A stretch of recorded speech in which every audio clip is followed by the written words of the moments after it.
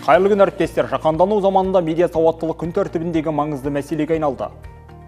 Олай болса, бүгін біз оқушылардың медиа сауаттылығын дамыту арқылы сыни талдау дағдысын қалыптастыру тақырыбындағы педагогикалық идеямызды бөлісетін боламыз. Сөз тізгінінде мен Марат Қаниев. Және мен Мейрамгүл Жаңабергенова.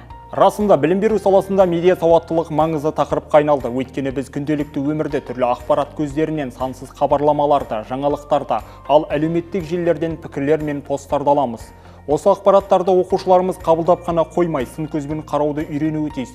Өйткені жалған ақпараттың саны күн сайын көбейіп жатыр. Білім алушыларымыздың осы шынайы мен жалғанды ажырата білу қабілеті заман талабы. Біз бұл тақырыпты таңдау арқылы қоғамдағы медианың күші мен әсерін көрсеткіміз келеді. Медиа сауаттылық тек ақпаратты дұрыс қабылдау, оны талдау немесе бағалау емес. Бұл ақпаратты жауапкершілікпен қабылдап, саналы түрде шешім қабылдауға мүмкіндік беретін және өмір бойы қажет болатын қабілет. Міне, таңдаған тақырыбымыздың өзектілігі де осында. Біздің басты мақсатымыз оқушылардың түрлі дерек көздерімен жұмыс істеуіне және әртүрлі ақпараттарды сыни көзбен қарап, оларды талдауына үйрету және болашақта осы қабілет арқылы жан-жақты тұлға болып қалыптасуына ықпал ету. Біз бұл педагогикалық идеямызды бірнеше жылдан бері іске асырып келеміз. Әр оқу жылы сайын шығармашылығымызды шыңдап, тәжірибемізді толықтырудамыз.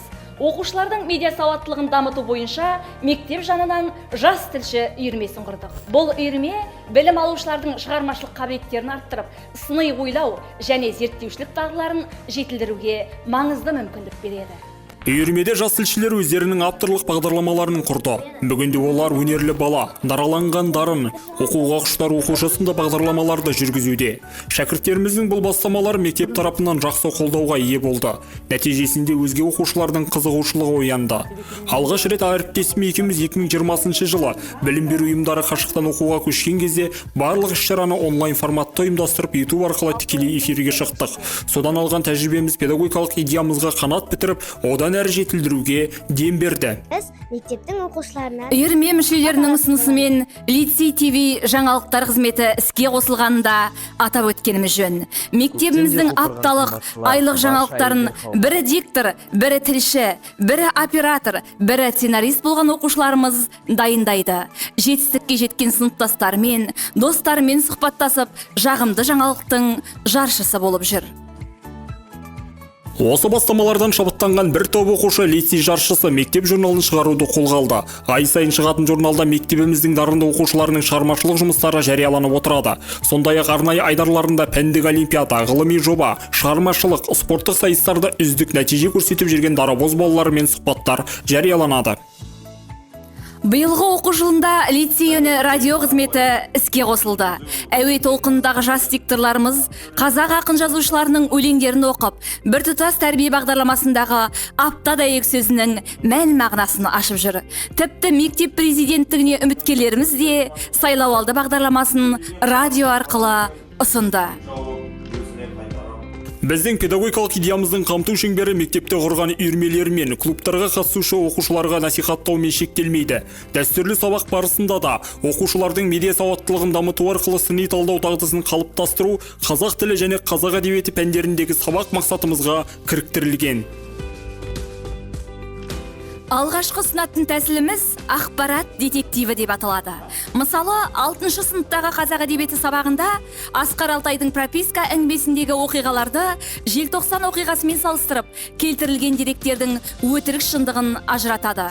Бұл жұмысты орындау барысында оқушылар әртүрлі медиа ресурстардан ақпарат алып, оны сараптайды, қорытынды байлам жасайды. Осылайша олар әдебиеттегі оқиғаларды сыни тұрғыда бағалап, тарихи шындық пен көркем шындықты ажырата білу қабілетін дамытады. Медиа сауаттылықты дамыту барысында біз қолданатын тағы бір тиімді әдіс жобалау технологиясы. Мәселен, қазақ тілі сабағында оқушыларға әлеуметтік желідегі қазақ тілінде жазылған жазбаларды жинап, олардың тілдік нормаға сәйкестігін тексеруді тапсырамыз. Жас зерттеушілер әлеуметтік желілерден мәтіндерді жинап, орфографиялық, пунктуациялық, стилистикалық қателерін анықтайды. Тіпті диалекттер, жаргондар, аудармалар, қазақ сөздерін латын әліпбиіне таңбалаудағы ерекшеліктерге назар аударады. Жоба барысында оқушылар өз зерттеулерінің нәтижесін сыныпта таныстырып, әлеуметтік желілерде қазақ тілін дұрыс қолдану бойынша ұсыныстар айтады. Бұл жоба оқушыларға қазақ тіліндегі жазбаларды сыни тұрғыдан талдау, тілдік нормаларды меңгеру және оларды практикада қолдану дағдыларын қалыптастыруға мүмкіндік береді. Тәжірибемізде дебат әдісінде жиі қолданамыз. Бұл әдіс оқушылардың пікірталас жүргізу, ақпаратты сараптау және дәлелдер келтіру қабілеттерін дамытады.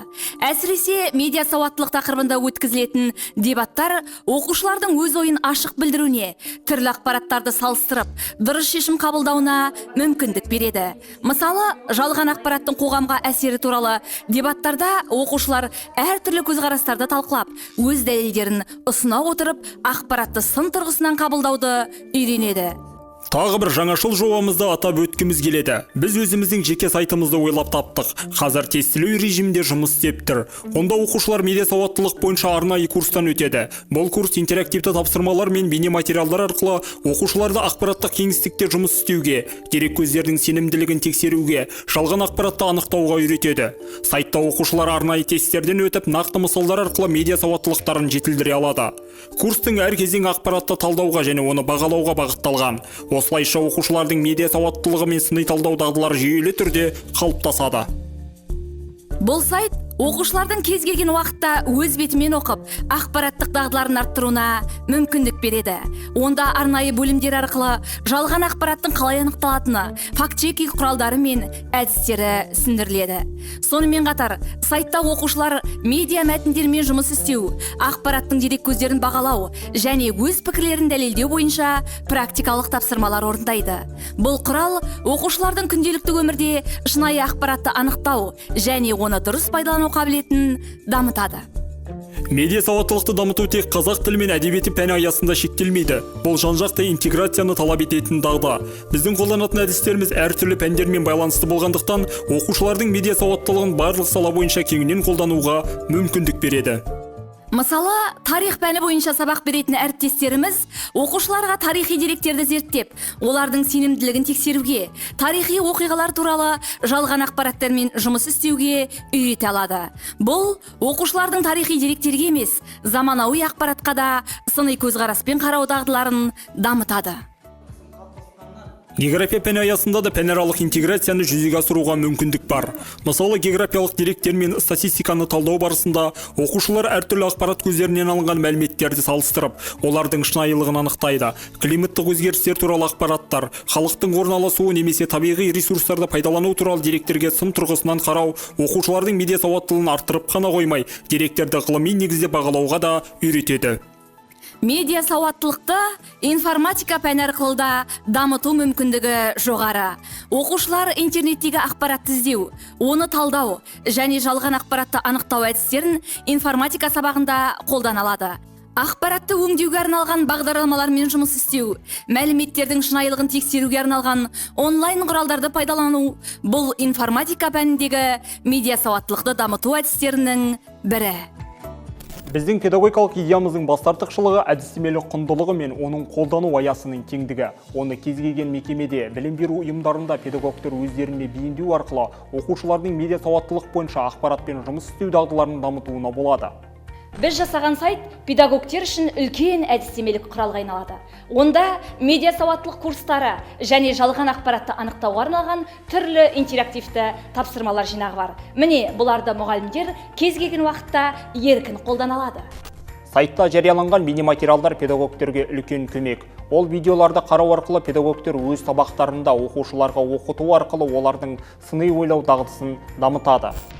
Болашақта біз бұл педагогикалық идеямыз бойынша оқушылардың медиа сауаттылығын дамыту туралы әдістемелік құрал жазуды және мұғалімдерге арналған курстар ұйымдастыруды жоспарлап отырмыз.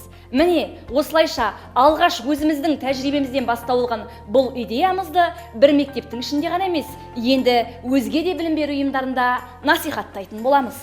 Оқушылардың медиа сауаттылығын дамыту арқылы сыни талдау дағдысын қалыптастыру тақырыбындағы педагогикалық идеямыздың маңызы мен құндылығын, өзектілігі мен табыстылығын қысқада нұсқа атап өттік. Назар қойып тыңдағандарыңыз үшін мың алғыс.